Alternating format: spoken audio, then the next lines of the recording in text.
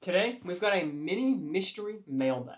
And what I mean by that is I have a lot of guys who I buy a lot of cards from. And some of them we have such a good relationship that now they will just send me boxes and basically let me go through it and determine what I think a fair price is because they have done enough business with me that they know that I'm going to be fair. So I got no clue what's in this box. Let's check it out. So mail days like this are always fun. You never know what you're going to get. Sometimes you get some crazy cool heat, and sometimes you get stuff that is not really worth much. But generally, the guys who I buy from know when that's going to be the case, and they also know again that I am generally pretty fair when it comes to all of this stuff. So it tends to be a win-win. They get to get rid of some inventory that they maybe aren't in love with, and I get some cool cards. So looks like we got a decent stack here. Let's check it out. So I'm going to start us off with our non-top loaded stuff. These just came directly in team bags. My guess is that this guy had entered some breaks, and basically this is what was kind of left over, just got sent to him. He knew he didn't hit anything big, so he just tossed it in. So some Bowman Inception there, a little Bowman Chrome. These Rising Infernos aren't worth a ton, but they're still cool cards. Then it looks like he did a lot of Finest Flashback breaks, so there's a whole nother stack there. This bag, though, is crazy. Check this out. Paul Skeens, Paul Skeens, Paul Skeens, Paul Skeens, Paul Skeens. Nice little refractor Skeens.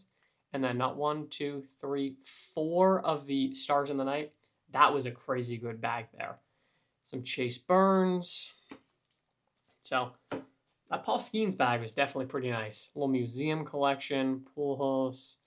Solid names in the bronzes at least. They're nothing crazy cards-wise. And generally, I don't expect any of this stuff to be crazy. That Skeen stuff, honestly, was better than I would have expected.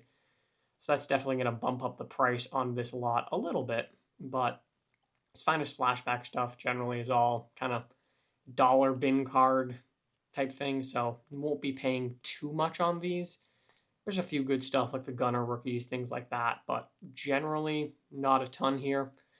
Outside that Skeens lot, now let's check out the top-loaded stuff.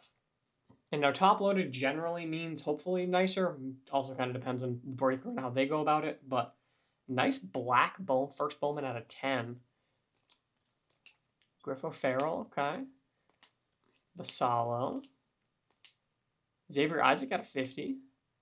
Mason Hour, not the biggest name, but looks like he did some Bowman breaks, definitely, as well as some of the museum collection. This is neat. Luminance. I know it's a Panini product, but it's a cool-looking rookie card, at least.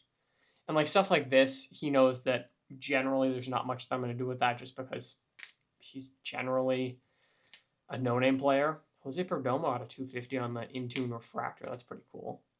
Ooh, one of the snack packs, the popcorn. Chase Burns. That's a cool one. Termar. And like an Ellie paper. It's nice. It'll probably be a giveaway, though. Nice on the Rafaela. Just Otani base and Yamamoto base. Like myself some Kierstad. More base here. Nothing crazy name-wise. Vaquero was a bigger name, but then kind of fell off. Got the Jackson Merrill Mojo. That's pretty sweet. Jackson Churio blue team color match out of 99. Like that one. And then even better, out of 75. Now granted, that's actually one of the questions.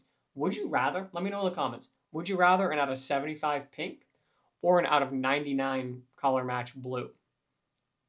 And this is where one of the like nuances of the hobby that exists is I will bet you, and I'll put comps up on screen so we'll see.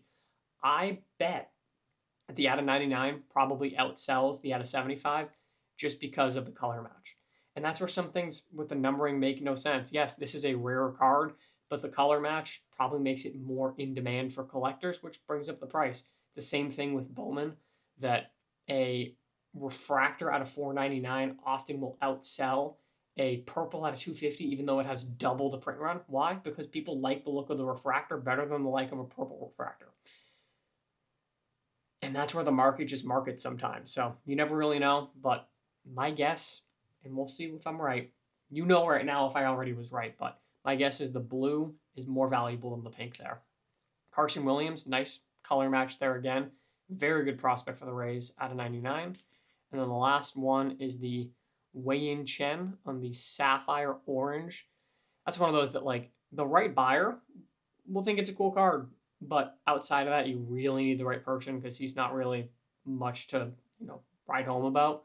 But overall, some cool cards there. Let me go through and give you guys a rough estimate as to how I'm going to pay on this, and I want to know if you think that my offer here is going to be fair. All right, a few minutes later, quick breakdown. Went through some stuff. The nicer things, basically anything that's worth going to be like $10 plus. These all comped out at about $265. So basically, I'm going to pay about 75% on that, which is going to be about $200. Then you've got some of the cheaper, more low end stuff.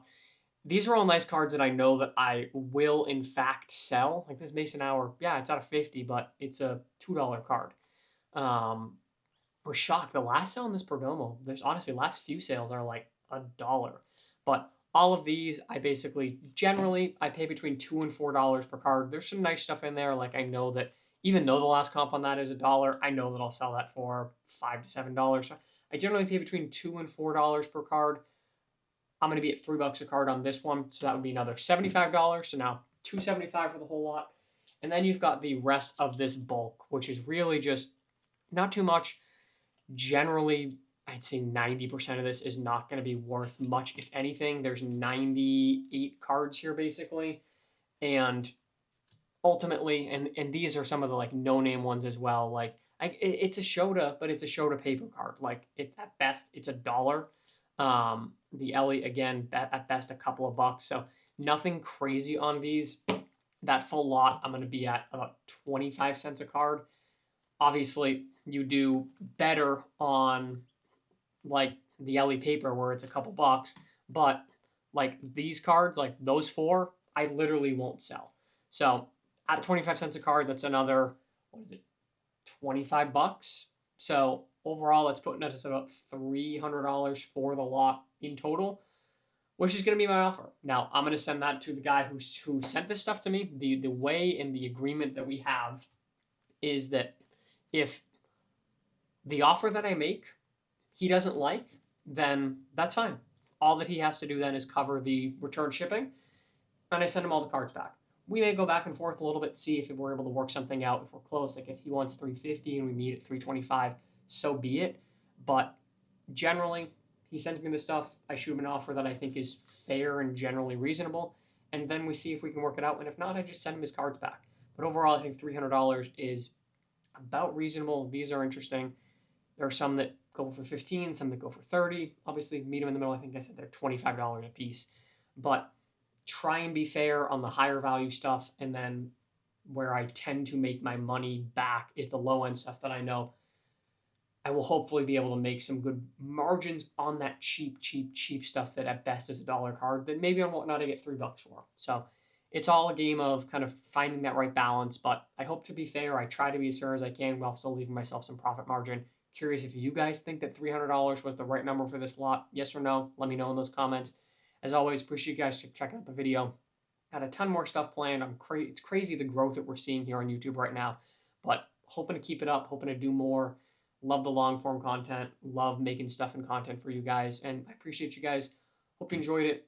If you're not already subscribed, make sure to do that. Definitely helps me out a lot. So appreciate you. Catch you in the next one.